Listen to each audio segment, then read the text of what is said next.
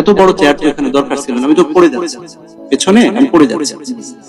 বাংলাদেশের টাকার যে অপচয়, আমি একটু আগে একটা বক্তব্য উপস্থাপন করে এলাম, সেটা হলো যে সরকারি সম্পদের অপচয় কিভাবে রোধ করা যায়, এটা অপচয়, এটা অপচয়।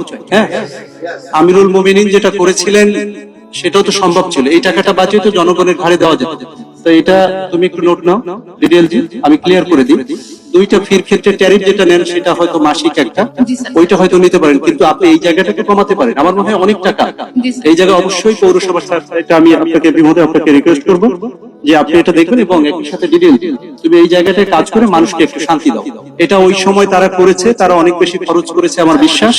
এটা অত্যন্ত অ্যাম্বিশাস একটি চিন্তা চেতনার মধ্য দিয়ে তারা করেছিল। এই অ্যাম্বিশাস এই কারণেই হয়েছে আজকের এই চেয়ারের কারণে। ঠিক আছে, এত বড় চেয়ার বাংলাদেশে দরকার নেই, আমাকে না দিলেও। ঠিক আছে, আশা করি বুঝতে পারছেন এই জায়গাটা কাজ করার অবশ্যই সুযোগ রয়েছে। আমরা যেন তেন প্রকারে মানুষকে বুঝতে ক্ষমতা রাখি না।